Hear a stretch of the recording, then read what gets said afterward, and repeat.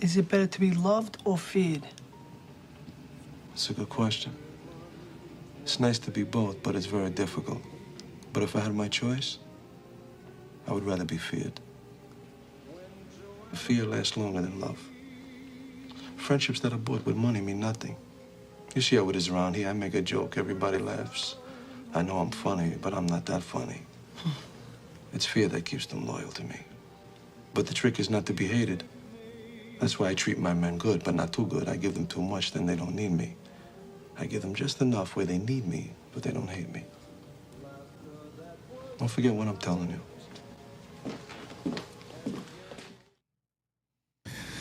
Whew. What's up, y'all? This is one of those moments when I caught myself kind of running late. 3 minutes. Let me see. Let's see. So bear with me. And I'll let you handle a few things that you need to handle. While I prep and get ready to break y'all off with everything you need to hear about what my topic is about. What up, Logic? What up, Big Ray? And what up, Trish? What up, Lynx? Coming all the way in from New York again. That's right.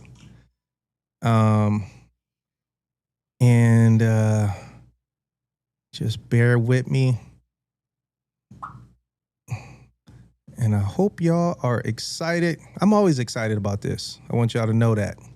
I'm always excited about this. I look forward to it every single Thursday. And I feel like whatever this means, I feel like I'm getting better at this.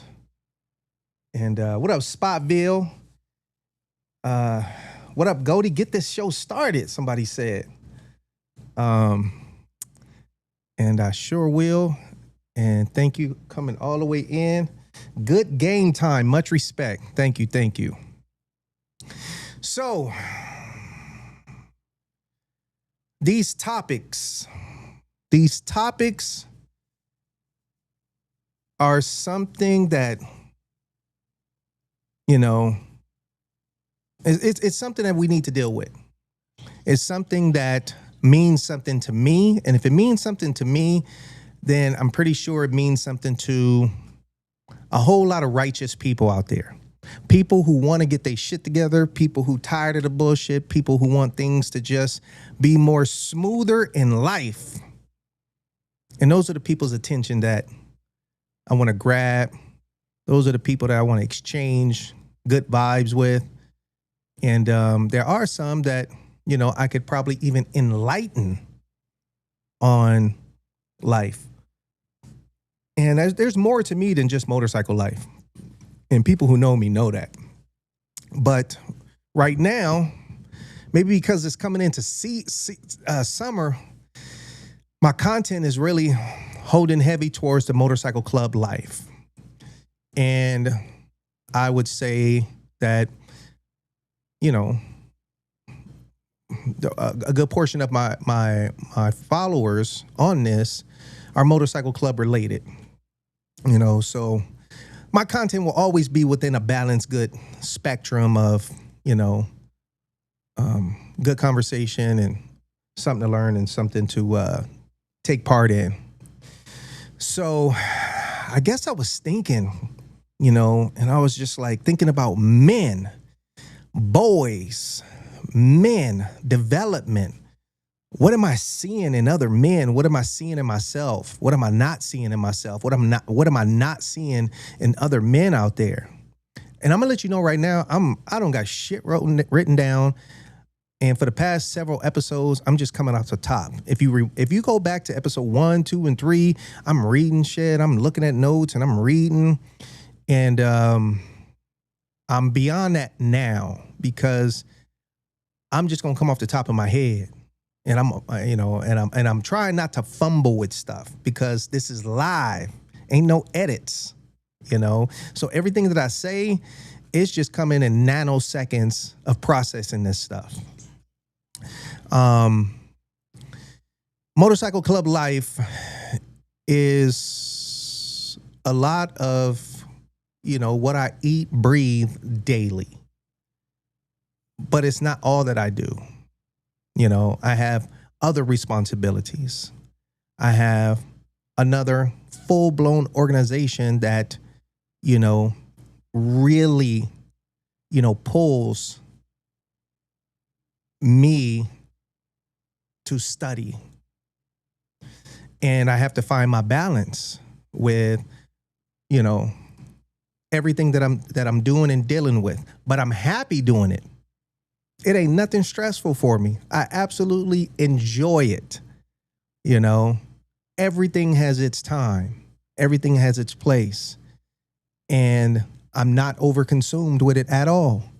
And I know that if something else interesting, beneficial presented itself for me, I know that it was meant to be, and I'm going to make accommodations for it. The title of this, was, why, let me just read it directly. If somebody see it, I'm going to read it right here. I got it in my notes. The title is Why a Man Needs to Be in a Motorcycle Club. Why a man needs to be in a motorcycle club. And I said that because it's things that I'm living through personally.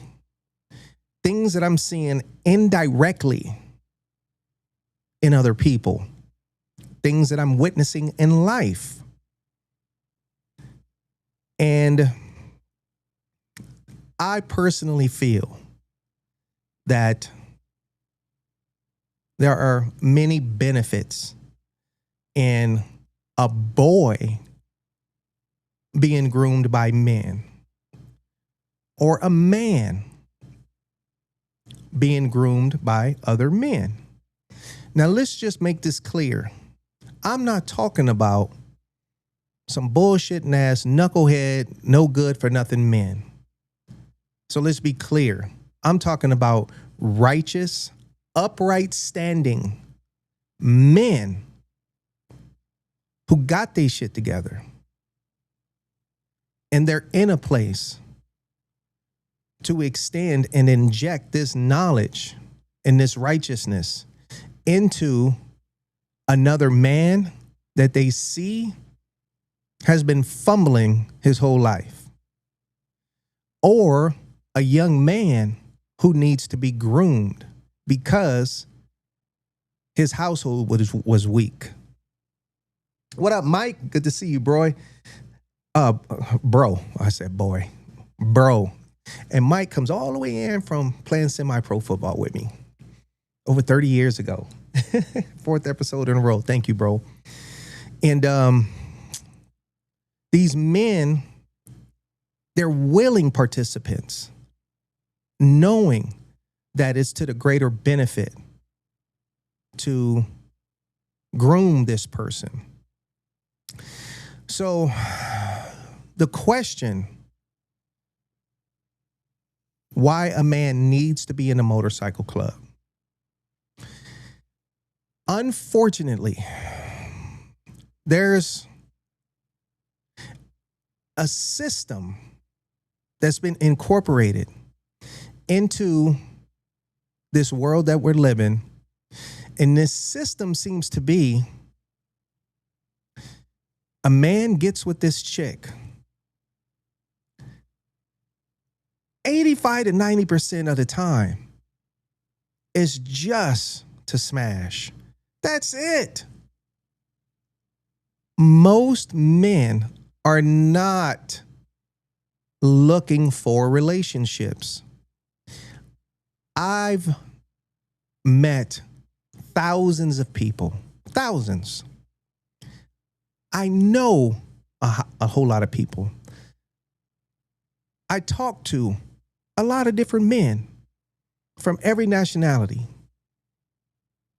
from skinny to super fat, from short to tall, from light as a motherfucker to dark as a motherfucker, from broke as fuck to got some money.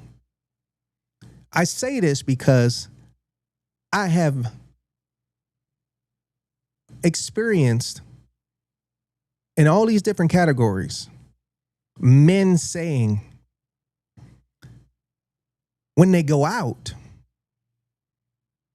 or they see a chick, they looking to smash. To smash. I have never in my life, had a dude say, oh man, about to get out, man, hit this club, man. You know, shit, man, I'm trying to find a chick to be in a relationship with. Yes, it happens, but I personally have never been witness to that.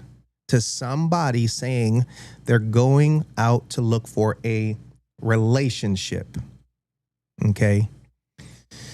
So with that being said, what happens is that guy goes out who's looking to smash and he scores. On the other side of the spectrum, you have females. Females are, you know, more guided with emotion. And this emotional attachment, you know, is connected to a family structure. And females, for the most, okay, they're looking for love. They're looking for a relationship. Most females, when I say most, that's like mostly all of them, they're built to fucking duck, meaning they can smash and scoot on out. They can duck up out of there, okay? But they just don't want to be known for that. So they're capable, just like dudes, of hitting and running. But they're more susceptible to find themselves not wanting to look like the word I said I ain't gonna use no more, HOE. They don't want to look like that. So they'll lean this sexual event more into a relationship. So they don't even say to themselves, girl, you just on some hoe shit, talking to themselves. So now you got her tying this dude up who, I already told you, he was out just to smash. Okay. Now, she ends up pregnant. And he's like, hell no. This ain't nothing to what he wanted. So she moves forward with the pregnancy. And I personally do not find that a smart move. I just don't find that a smart move. You already know that the dude done tapped out. You know he tapped out. So one, you're the woman. That's yo coochie. Okay? Yo raggly ass should not have been out there smashing bareback. That's your body. It ain't the dude's duty. That's your body. Point blank. So now you go ahead and you move forward with this kid, and now the dude don't want to have nothing to do with it. So immediately he's a loser. He's every name in the book. He's a loser. So now you got this kid, you're solo, or you're adding them to the rest of your kids that you got. And you're raising a kid in this household in a negative environment because you hate the dad. And he has no man structure in the house. Not at all. And you are a very, weak woman. You're weak. So you let this kid grow up without no male influence. And to make your job easier, you just kind of give the kid whatever he wants. And so now you're raising a mama's boy. a straight, weak male.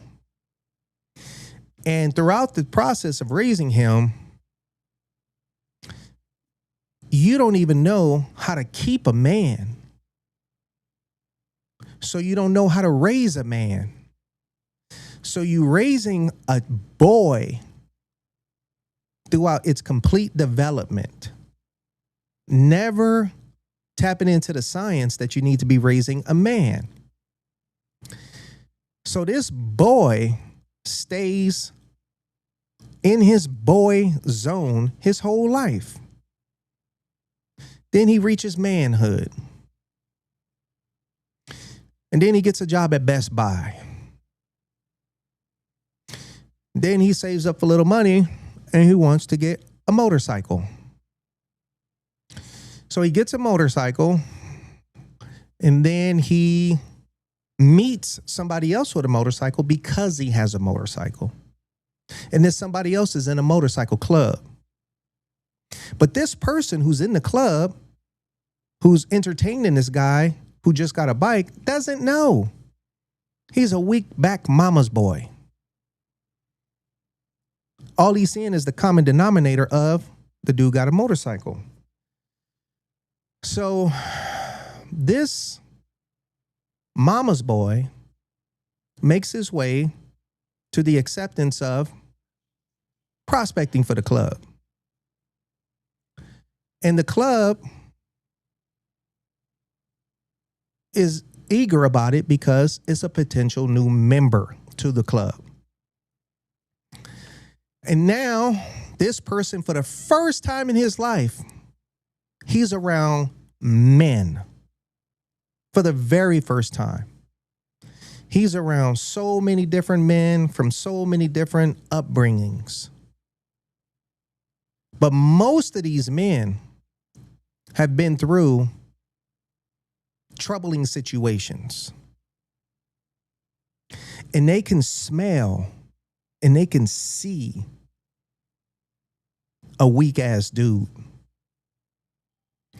So with that, you got people just like in the penitentiary, they might prey on that. Or they might say, let me help this motherfucker out. But in a motorcycle club, if it's a righteous club and the members ain't on no hating bullshit, they're going to recognize that this dude forfeited a lot of masculinity, a lot of important stuff through his grooming of becoming a man. He forfeited it, and they're going to embrace that. And they're going to try to fill in the gaps to make this man into a man. And that person is going to look at himself and he's going to look back and see his development and how the club benefited him and strengthened him to become an upright standing man. So with all that being said, I feel men today, boys, they need an all-male organization to be involved with. Most men today grew up in a household without a dad. Most men, in my opinion. That's just my opinion. Most of the men in these motorcycle clubs, I feel like, come from, it can come from a single parent home, a broken home, a single parent home, like I said, or a broken home, or a home where They had their mom and dad, but they didn't have a brother or sister. This is a lifestyle that provides, if you want to call it, a second family for many people, including myself. This becomes your family. And I found myself don't even like really using the word family, because a lot of people in this lifestyle got troubles with their family. So I feel like I'm downplaying the motorcycle club life by saying this becomes your second family. If there's something better than family, then that's what it is. And if I got any good relationships with anybody that's blood related to me, I ain't shitting on nobody. I'm just speaking facts. And if you're not in the motorcycle club, then you just won't understand this. You won't feel it. But if you are, you know exactly what I'm saying. A lot of boys today are forfeiting an upright upbringing because there is no man in the house. And then you got women that are trying to be a man in the replacement of the father that's not there. And it don't work like that. It don't work like that. You can be a mom that raises your son from the righteous stand of being a woman, but don't ever try to be a man because you don't have a man in the house to take his spot. No, have him respect you as a woman. The key is respect. And hold on one second. I feel that over there. It's all a game, no matter dad or no dad. That's the sad part. People just want to ride and not get caught up in all that bullshit. That's why a lot of riders stop riding. It's unfortunate.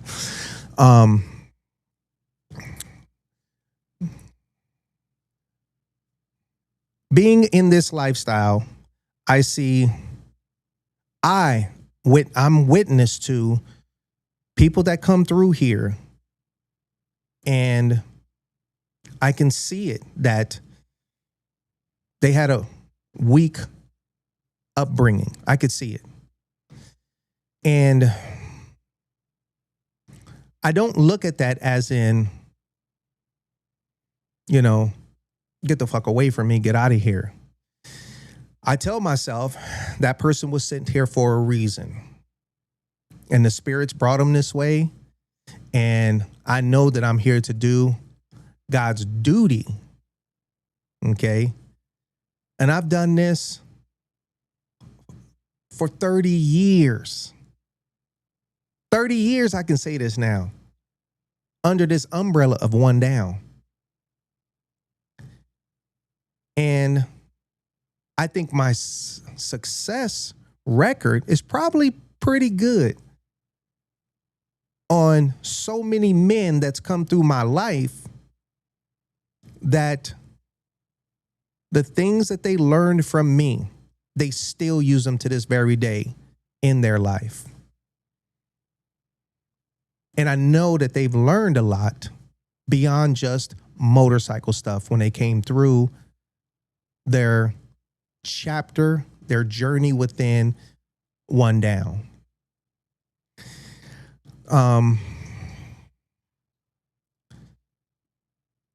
The benefit of a man being in a motorcycle club, you're around other men.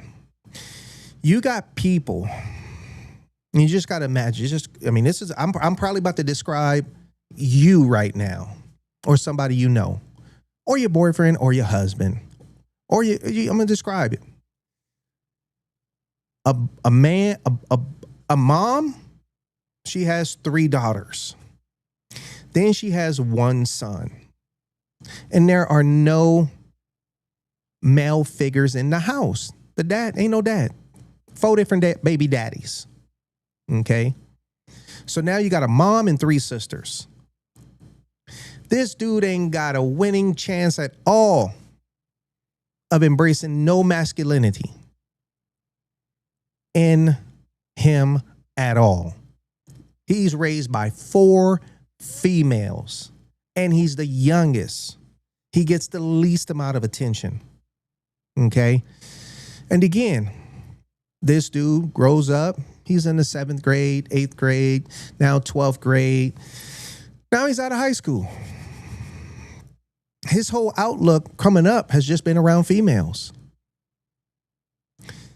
And then this dude ends up in a motorcycle club. And he could be coming in with his soft ways. And it could be a problem because all these men are seeing that this dude, and this is just how we talk, he handles shit like a bitch. He handles shit like a female because that's all he knows. And so I say a man needs to be in the motorcycle club because that's his only opportunity to be like re-groomed on how to be a man around some men. Because they're going to have to break his ass like a horse. They got to break that. Because it ain't going to work no other way. If a mom was raising a son,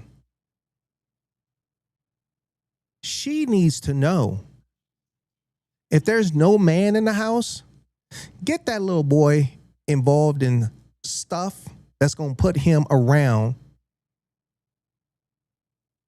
some masculinity. Me, I said it before. I was raised by my mom. My mom was raised solely by her dad. Solely by her dad. There was no mother in the house when my mom was brought up. So all of her injected mindset and emotional standpoint was coming from a man's point of view. And my mom, of course, a beautiful woman. She's mixed with Filipino and black. When she raised me, absolutely beautiful woman. Very feminine. But her mindset was more on the side of how a man would think or handle something when it came to making some serious decisions about stuff. And something that I didn't catch on to when I was little, but as I grew up to understand it later, something about my mom. She didn't play when it came to anything weak. She'd catch me in a hot second. Put that down, boy. Girls play with that. Get away from there. Girls do that. And I learned that there are things that boys don't do. And as a boy, she would let me know I'm growing up to be a man. This is what men do. This is what men do. This is what men do. And she didn't use that phrase boy for long at all.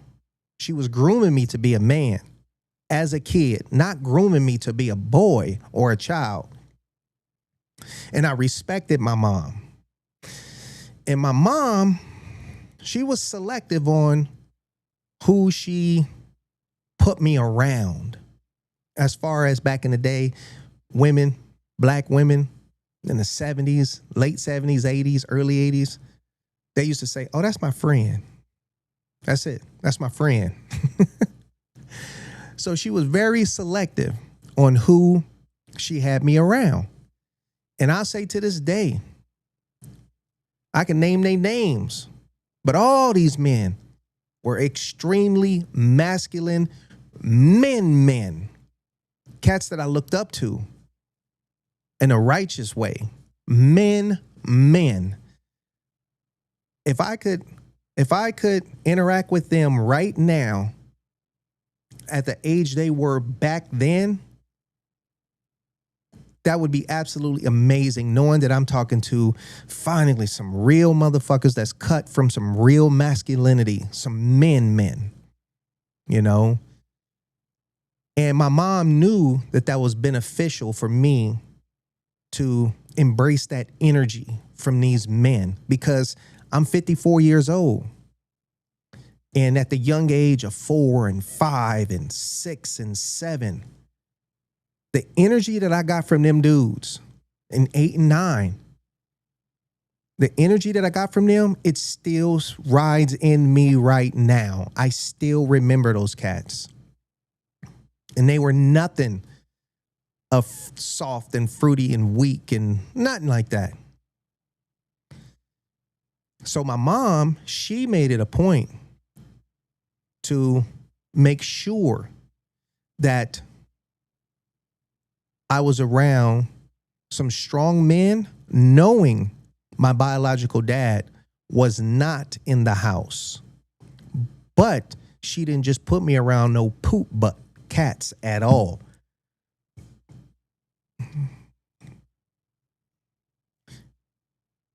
And another thing she was very protective over that I later saw was her being a female and her knowing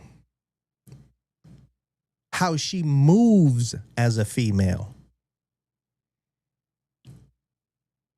So she knows that coming from a female, females can be a certain type of way. And also was witness to dealing with the other side of the spectrum of some weak dudes. That's the person she never wanted me to be. A weak dude. Because she saw it with her own eyes, and she didn't respect that in men at all. And so when I was 14 years old, I first quarter of high school, this girl, really attractive, you know. We had I guess started dating in high school. We never kissed. I don't even know if we held hands walking home. But several months before that, I had lost my virginity. So I knew what sex was, okay, with another girl.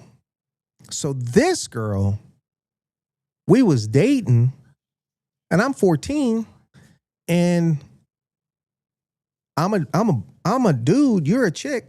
We dating, we supposed to bone. So I was kind of pushing that on the table. And she was like, not at all. This ain't gonna happen.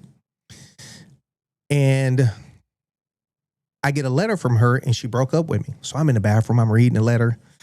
And I guess I was sniffling too loud for my mother to hear it when I was reading the letter that she broke up with me. And so boom, boom, boom, boom, boom, she knocking on the door. Boy, what the hell you doing? Like, nothing. Open the goddamn door. So I opened up the door, and she could see the letter. She said, you over here crying over some little pissy ass girl? Boy, don't you ever cry over no girl like that. This ain't the first girl or the last girl you gonna like. And I was like, yes, it is. She was like, no, it ain't. She said, you a good looking, you fine, boy. You fine. You the best looking kid up there. You gonna have a lot of chicks, a lot of women on you. Don't you dare cry over no girl, you know? And so that moment, still to this day, at 14, so that was 40 years ago. That was exactly 40 years ago in the restroom. I remember the emotions to this second. And what she was doing was she didn't want to see me go out like a weak punk. She did not want to see no woman hurt me. She didn't want to see me simping over no chick. And I thank her for that, you know, and I learned from it throughout all these years. And I stand on that. And that's something that I pour into other men, you know. And this is something that my mom did as a female, coming from a female's place, not trying to be a man. She was standing as a woman, and I respected that. Let me see. Listen, I'm a single mother, and it offends me when people wish me happy Father's Day on Father's Day. First of all, my name is a woman, and I could never teach my child what her father could. Right on, Links. What up, brothers from Riders of the Darkness? Smash that like, chat. Thank you. Yeah, hit the like button and subscribe, y'all. It only takes a hot second, you know. Watching on my TV on the other account, one down. Not simp down. This subject matters is on point. I coached hundreds of football players over 15 years. Young adult men, many of whom had no father figure at all. Discipline was often completely absent. It was difficult. Facts. What up, Andy?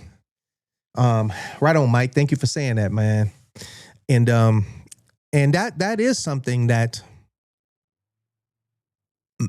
men who work with male youth or men in general, it is like discipline and respect in its highest percentage is absent. It's completely absent, you know? And there's a reason for it. And the reason will always go right back. Open that front door where they was raised. That's where it started. You know,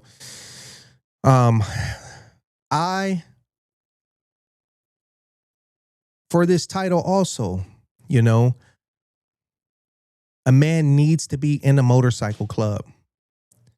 I knew that it was something that I was putting myself back into a situation with me relaunching my motorcycle club membership. By opening up the doors, I told myself, I'm going to get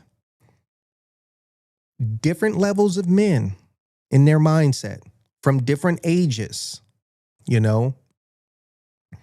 But I'm banking on the fact that One Down's reputation and me doing this right here will have its pre-filter situation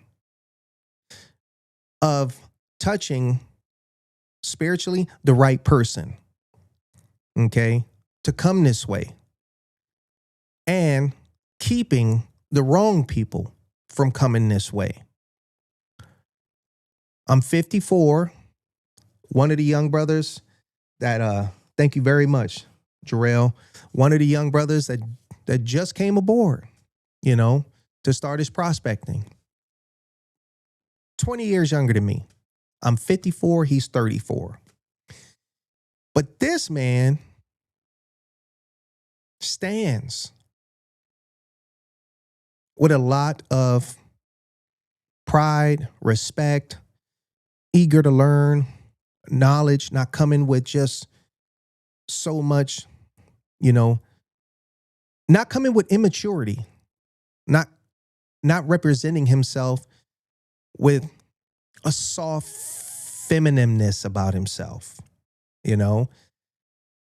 And so what that does for me is it makes things easier to communicate, you know? And it's almost like, you know, he's pre-seasoned where it matters. Okay?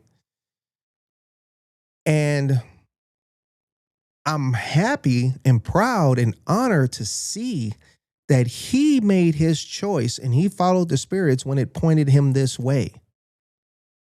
And as they say, steel sharpens steel. I look forward to grooming this man and bringing out the best in him and showing him more of what he has to offer within himself that he wasn't even aware of. And one down in me, this ain't my first rodeo. And I want to continue to be here, to be that strong, reliable, amazing person to people that made the right decision to come this way, and still be that person indirectly to other people that I never even met. You know, do you have a minute or minimum or max age for joining One Down? Feeding the Soul wants to know that a minimum or max age. The minimum age is 4 years old. Not for real. Of course, the minimum age, it has to be 21. Okay. If not, that person or people, they would be subjected to just sitting outside when we went places that was 21 and over. You're welcome to come hang around, and get acclimated with this club from the minimum age of 18. You are welcome to come around the club at 18. You can't join this club until you're 21. Okay. The max age, as long as you can handle a bike, pay your dues, walk on your own, you know, you got some swag. I can't even put a max age on it, you know. But ain't nobody 90 trying to join no club. Ain't nobody 80 trying to join no club, you know. 20 plus years ago, I remember you coming to Smash practice. We had a big problem with guys losing their cool in games. You spoke to these dudes from the heart about discipline. It helped significantly. I want to say thank you, Mike, for saying that, you know. And I'm going to bring up something that, you know, we all get somewhere from being somewhere else. We get somewhere from being somewhere else. Okay. I'm able to sit here and speak on being cool because there's a lot of things that I've done that ain't cool. Okay. And what Mike just brought up was on the football field. You know, salute and give thanks to your queen, Mama Goldie. She raised a solid one. Thank you, Lynx. Thank you. And so Mike, you know, speaking on me, you know, being disciplined, preaching discipline, and sharing it with others on the football field. Now, on the same football field, but maybe a different field because we was playing a game somewhere else. You know, I lost my cool. I lost my discipline. And I don't know if Mike was there, you know. And this was a situation where I don't know if I was playing defensive end or outside linebacker. I'm not sure. But I remember a couple of times, I don't know if I had the blitz, but right when I went to the line, this big, huge lineman, I remember like it was yesterday. It was the worst Antelope Valley Crusaders. This lineman, every time I went in, he would like just do some type of swim technique and fucking just lay on me. Just get me to the ground and lay on me. This motherfucker was so big and fat, I just couldn't get up. And I'm sitting there like, motherfucker, just get off me. And he's sitting there, he just laughing at me. And so when the ref blow the whistle, he get off of me. And I get up, I'm mad.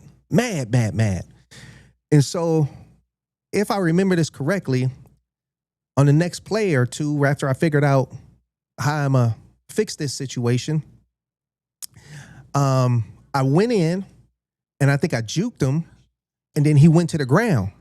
And when he went to the ground to get up, the way you punt a football, I just kicked him in the head. Bye-yow! And then boom, he went to the ground. And I felt good after that. I felt like, I got mine back in. But it was totally against the rules. You know what I'm saying? And so when I did that, I already knew everything was going to crack. So what happens? It's a big melee on the field and all that stuff.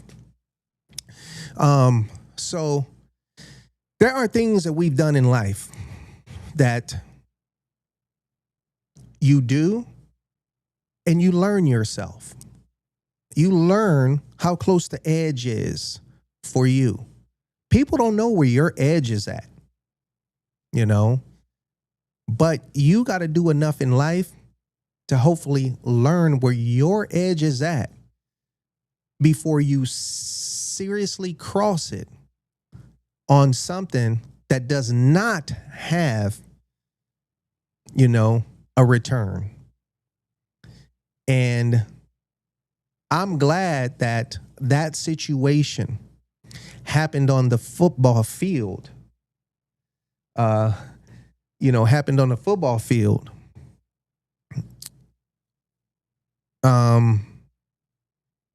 And see, right now, I just had a flashback, of a situation where it did happen again. But we learned from it, In the other situation, I think I spoke on it, but I had just opened up a bar in Chino Hills, and it was last call. And this dude, he was about 6'1" or 6'2". He thought he was cool, and he was acting stupid, came up to me, and I didn't know who he was. He wanted me to know that I just bought the bar, but the bar is his. And he called me a bitch. I didn't know him. I said, man, call me a bitch again, I'm going to fuck you up. He's like, you're a bitch. Bam! I hit him with I think I hit him on the left. As soon as I hit him, he was still standing up. And I was like, God damn, boom! So I hit him with a right. As soon as I hit him with a right, he just melted to the ground. And when he melted to the ground, I guess just from habit, he was in a doggy style position trying to get back up, and boom, I kicked him in the face, just like I kicked the dude on the football field. And then boom, the dude was out. And so at that moment, if anybody ever did some shit like that, you go, fuck, man, damn, and then you bounce. But I had to come back. And then I had to deal with, the legal part of stuff. And luckily, the dude was a bully. He had a bad reputation. And he tried to press charges, and the charges didn't go through. Cool, because I didn't mention it, but he had a bottle in his hand, like he was going to hit me. That got thrown out of court. But he doubled back with a civil suit to sue me civilly for money. And luckily, that didn't go through. So those were lessons learned.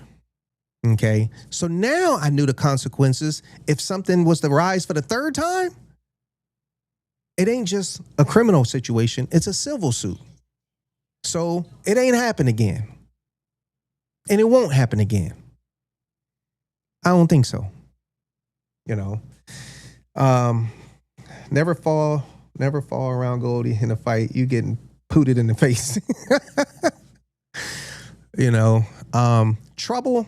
Nobody likes. I don't like trouble. I don't like trouble. Now I'm at the point in my life where I'm at an event. I tell you I'm somewhere. I see something come through that just don't look cool. I'm gone. Ain't no reason for me to be here no more. I don't want to be a possibility. Now, if it's my event that I'm hosting, then those cats, they just would not be allowed to come in. That's where events fuck up. When you just let in trouble. For what? Greed. No, you know. Um, so club life, men need it. They need it. They need to be around other men. Okay. And in one down, I tell people, and I say it now, and I'm gonna say it again, and you remember this. This club, two things. It's gonna bring out the bitch in you, or it's gonna bring out the man in you. Point blank. That's it. That's what's gonna happen. And I aim to bring out the man in everybody that I embrace into this shared lifestyle with one down. If you're a female that comes around me,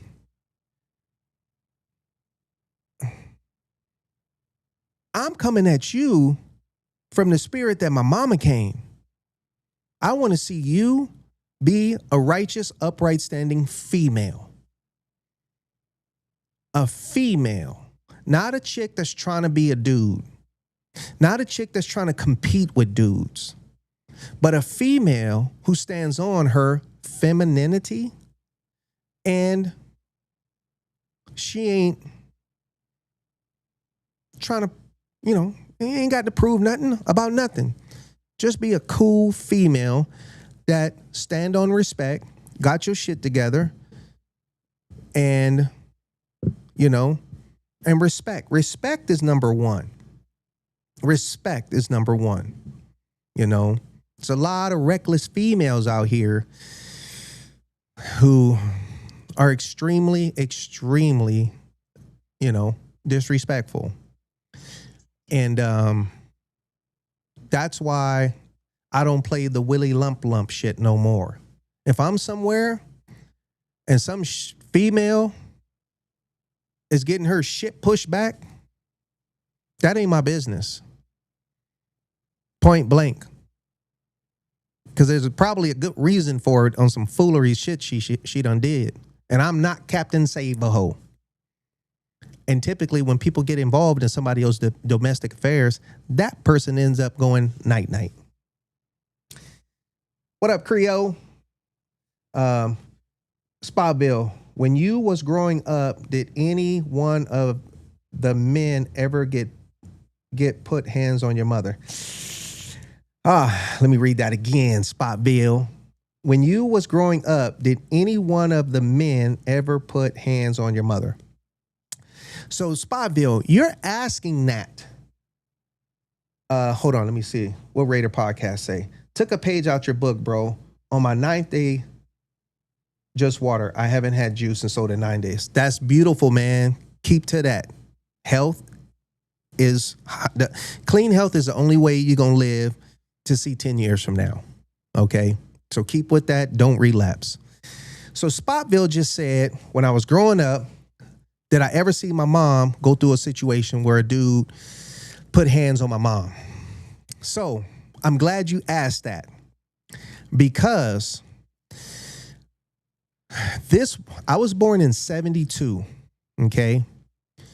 And this is something parents don't realize. The age that you think your kid ain't paying attention to shit, that's the age that everything is really injected into that kid. 4 years old, 5 years old, 6 years old, 7 years old, 8 years old. You might not think that kid is understanding shit, but you are wrong. Those are the crucial years of that kid being embedded with how they're going to react to life and how they're going to move and what they're going to recall stuff from. Again, I'm 54 and I'm speaking on stuff back. It's easy for me to place it because you can look it up. 1540 South Gramercy Place, Los Angeles, California. That's where we lived until I was probably maybe 7 or 8 years old. That's the 2nd grade and 8th grade. I was catching a bus by myself back then. Okay. So at this apartment, if you look it up, and again, I am telling you, I am recalling stuff from when I was that young, 4, 5, 6, 7, 8 years old at this apartment. So answer your question, Spotville. Yes, I have seen my mom get down. Okay. And if I could have told these dudes, no, I could have told these dudes, watch out, I'll tell you what she about to do to your ass right now. You know, and my mom, she never once told me, get your ass back in the room. She never told me that. My mom, to my assumption, she wanted me to see her handle her shit. She wanted me to see her defend herself. She wanted me to see she ain't no punk. I seen my mom visually. She throwing the skillets, throwing the motherfucker. Boom. She got a knife in her hand, a big steak knife, and an iron, throwing a lamp. A lot of that stuff, you know, was to keep a distance between her and the dude. Okay. And it worked, you know. So a steak knife, always in her hand. That's number one, you know. And not backing down at all. Not at all. Not at all. I'll stand right there, and eventually that front door opened up and he's gone. You know. Now from what I had to process as a kid, my mama would fucking kill me if I fucked up as a kid. She set the right image in my head that she was the biggest, baddest motherfucker I would ever encounter or know in my life. My mama was tougher than the men that for that short time that I looked up to. She was badder than them, tougher. Okay. I never, ever, ever in my entire life growing up, never raised my voice. Never. My mother never argued with me. Never. My mother never, ever in her life laid a hand on me. Never. I got a spanking one time, and it was by a dude that she was dating, and I'll say his name, Chuck. Chuck gave me a spanking because I get home. I go in my bedroom. My mom come in the room and say, did you get your report card today? I say, yeah. And so at this time, again, I'm probably in the 4th or 5th grade. I go to my backpack and it's not there. She is sitting there with an attitude, and she tells me, why you throw your report card away? I said, I didn't throw it away. It was in my backpack. This kid that I didn't like in high school, in elementary, he brought my report card to my house and gave it to the apartment and gave it to my mom and said that I threw it out. I dropped it on the way home by accident. It fell out of my backpack. My report card wasn't even bad. She tells Chuck that the kid brought the report card home. Chuck, thinking needs to execute a duty to replace my dad not being there, so he gives me a spanking. And he whooped my ass, you know. And that did not do anything between my relationship with Chuck at all. Somehow I gained respect for Chuck. And still to this day, I look up to Chuck. And it was just a situation that I knew that I didn't throw it away, point blank. you know. My anger went towards that kid that I wanted to fuck him up. The kid is who I wanted to fuck up. But Chuck, I don't know why it made me respect him. And I knew Chuck was a solid dude. Hold on one second. So Spot Bill, when you was growing, took a pay to the Spot Bill. I grew up fighting my dad starting at the age of 10. Yeah, that you know, Spotville, for you to be in your 70s right now, and this platform has allowed you to share that from the age of 10, you was physically fighting with your dad, you know, that's something that 60 years later, you still think about that, you know, and that's something that has been in your system and in your life, chemicals throughout your whole life, you know, and this is where people that we encounter, female relationships or whatever, people just don't know what the fuck other people was dealing with behind those closed doors at home. People just don't know, you know, and for me, like I said, never did my mom and me never argue, never. So that's why it tripped me out when we moved to Ontario when I was 13 and my neighbors across the street, it was different. Y'all just got to know. It was different. I'm coming out of LA where it was majority blacks and a couple of Mexicans on our block. No white people of where I was living, you know. There was white people when you go out to the store and stuff like that, but on my block, no white people. Even if it was a white family, they were poverty stricken. Okay.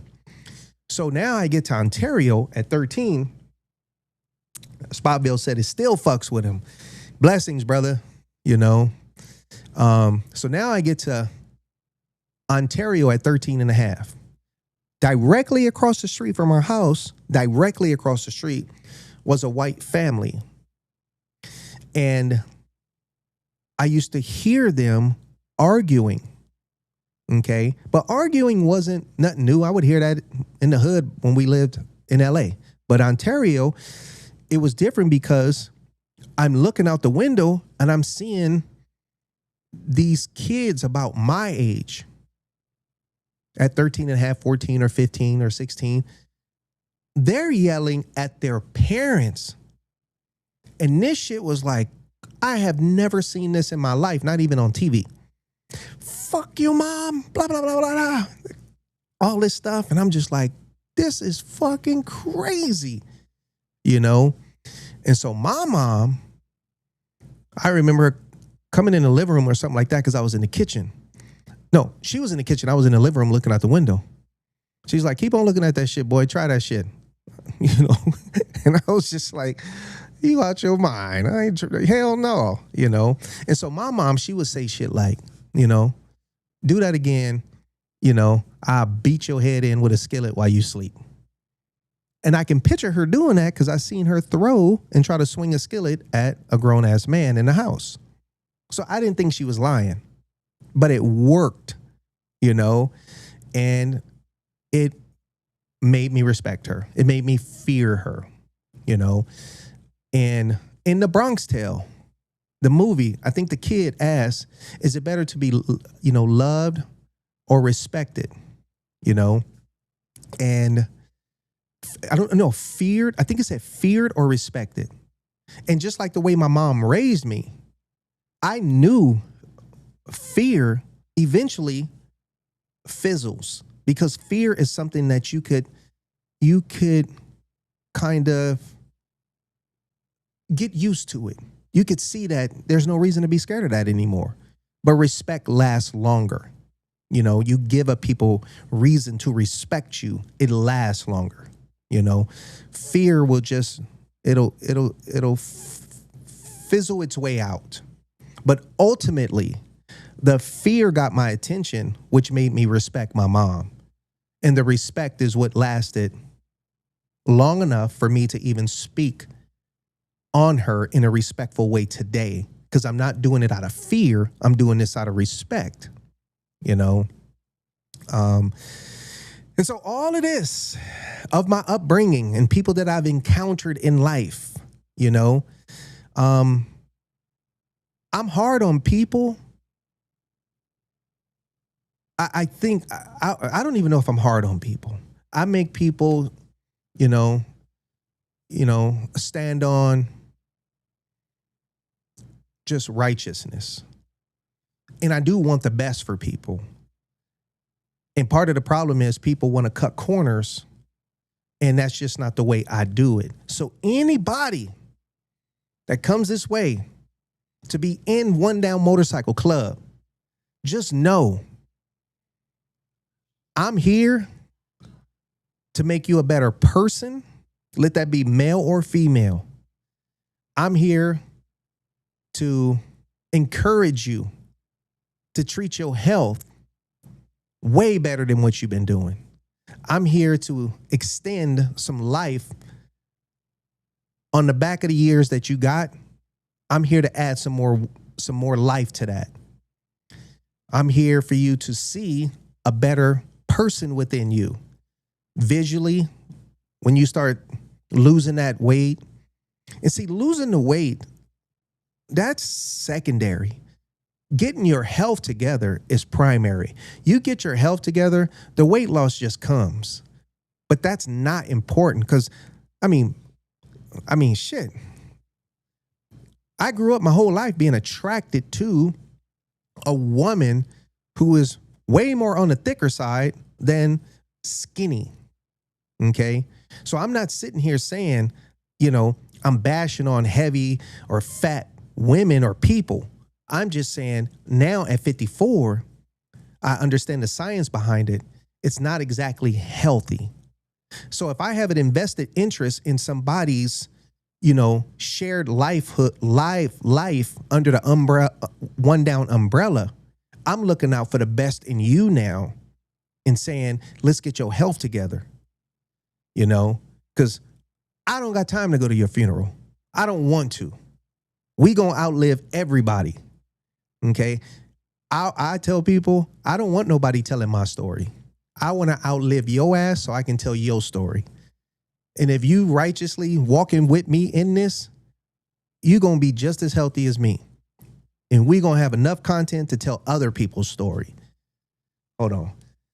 I grew up. I still fucks with me. Angie Franklin, what's up? What's up? Angie Franklin. This lady just hit 50 years old. 50. She's like, boy, don't be telling my age. And she said, Goldie, I'm buying a motherfucking Harley. And your ass gonna put your twist to it. And so she bought her Harley, cashed it out brand new. This show is sponsored by Quade Harley Davidson. Okay, just so y'all know that. Quade Harley Davidson. Forgot to say that in the beginning. So I hooked her up with Quade Harley Davidson, and bam, she got her bike. So if you're looking for a motorcycle, contact me. I'm going to put my stamp of approval on it, and you are going to go home with a bike today. Just like that. So she cashes out the bike. No payments. Boom. Gets dropped off at my shop. She want the whole thing. Seat, bars, wheels, D&D, everything. She don't know how to ride. But it's just for her soul to know she got a bike. And when she gets herself ready to ride it, she gonna ride it. I respect that because, like I say, touch everything you can while you can. Touch everything you can while you can. You don't want to be laying up in no bed regretting the things you did not do. Touch it all. It's a short visit on planet Earth. Don't waste no time on no bullshit with nobody at all. Feeding the soul. I'm going to try and get my credit score to 825. Do 100 pull-up, 500 push-ups, then I'll roll through. You ain't got to wait that long. Just come on through. I'm going to help you get there. That's facts. Spotville, a young man coming your way can only help him. Anybody come my way, when you leave One Down, You gonna have more than what you came with. Facts, guaranteed. You can ask a motherfucker that who don't even like me that was connected to me. Facts. Okay. I ain't here to take nothing from nobody. I don't need nothing. I don't need nothing from nobody. The only thing somebody can give me when they come this way is shit that I can't touch. Loyalty, respect, shit I can't touch. Okay. So God gives me more than what I need because I'm supposed to distribute it at the table with those that are embraced under this umbrella. The moment I decide to get stingy, he gonna take it all away. Okay. So I know I got my duty, and that's what I'm here to do. So as a motorcycle club, if you or somebody you know looking for a club or interested in the club life, One Down is the only club in the world that stands on its own the way we do. Okay? Unaffected. We stay in our own lane. No drama. No bullshit. If there's drama in this club, yo ass brought it. Point blank. And then we just don't deal with it. There's no drama in this club. Okay? And I stand on that. So thank y'all. I'm glad y'all sat through this with me. And much love and respect. Let me see. Mike says, that's my new Marta. Touch everything you can while you can. Best thing I've heard in a long time. That's right, bro. I ain't keeping that to myself. I'm sharing that. So take that. Embrace it. And Feeding the Soul said, facts. Met a cat years ago that used to be in your club. Went a different direction, club-wise. Still had great things to say about you and the club. Hey, that's an absolutely beautiful thing for me to read. And thank you for publicly sharing that, you know. And whoever that is, much love to that person for even saying that behind closed doors, you know. Luther is right here. Hey, Luther. As soon as I said Luther, somebody just looked up because they still want to probably kick you in the shin.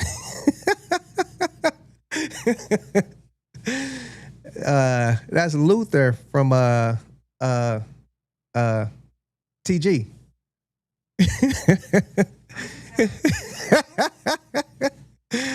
Oh. And the brother also that you gonna eventually meet, the 34-year-old, he's right here, you know. Ryan, what's up, brother? You know, I'm excited about this reboot of One Down.